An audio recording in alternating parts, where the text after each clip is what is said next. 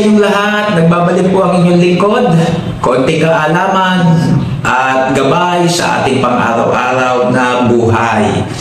Talakayin po natin sa maiksing sandali, pinamagatang The God of the Unusual Things. The God of the Unusual Things. Ang ibig sabihin po ng unusual ay unique, strange, one of a kind, very unusual. Sa Tagalog, masyadong kakaiba. Maganda po yung katagang masyadong kakaiba pagdating sa mga mananampalataya. Kasi kahit sa banal na kasulatan, alam nyo, kung titignan nyo yung mga pamamaraan ng Diyos sa Biblia, ang Diyos ay masyadong kakaiba. Masyadong malalim, hindi natin maarok. Kung titignan nyo ang mga lingkod ng Diyos sa banal na kasulatan, masyadong kakaiba. For example, si Apostol Pablo. Can you imagine, nakakulong na siya?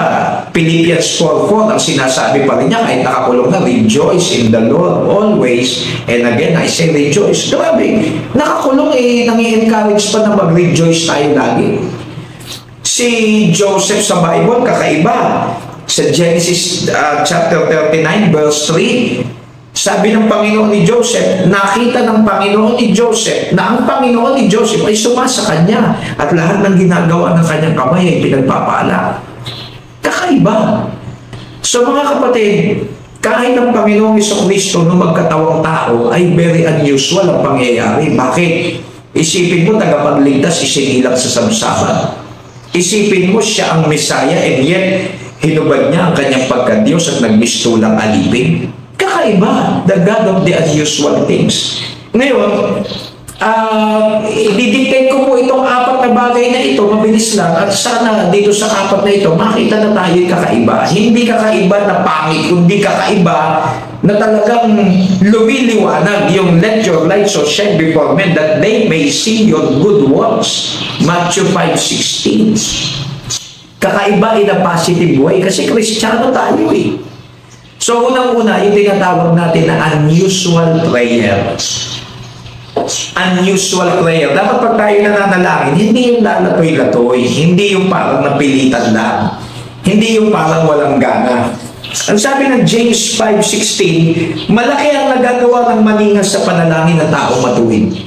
Malaki ang nagagawa ng maningas sa panalangin ng taong matuwid.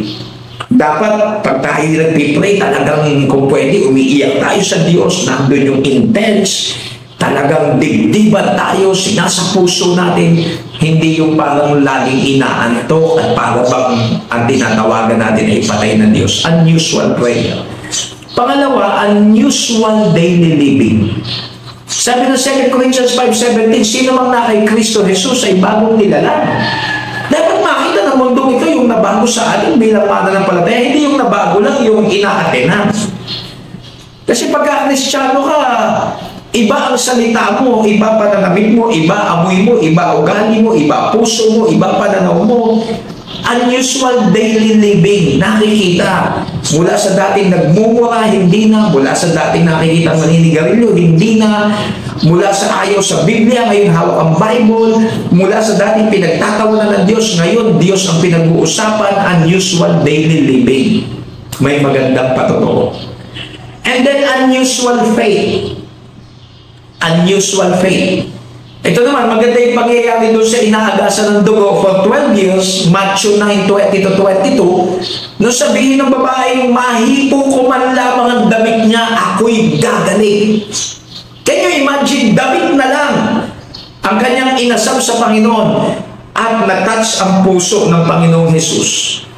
Sabi doon, tila baga nabawasan ang kanyang kapangyarihan, nahipo ng babae ang puso ng Panginoon. And to make the story short, gumaling po yung babae.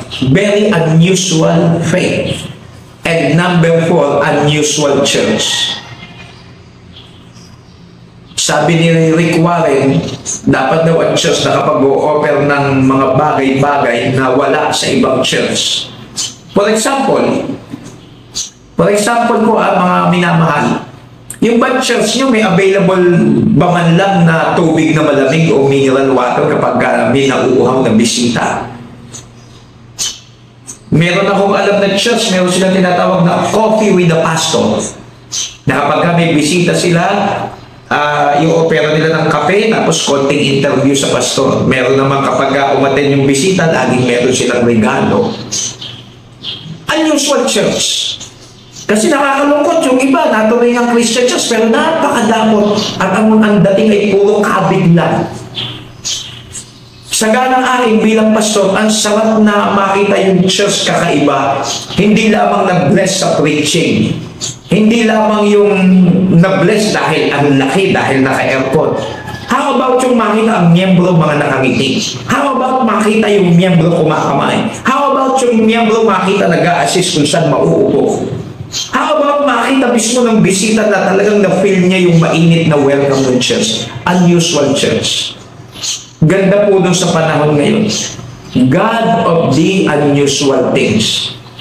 Kaya kadalasan, parang pamilyar na tayo sa lahat ng bagay at naniniglect na natin itong mga bagay na ating sinasabi. Mga kapatid, tayo'y asin ng sanlibutan. Tayo'y liwanag ng sanlibutan. Kung sinasabi natin tayo'y mananampalataya, mabuhay tayo sa pananampalataya at makita ang kakaibahan. So, salamat po muli. Dito po ako nagtatapos. Ito po ang inyong lingkod, ang Peke,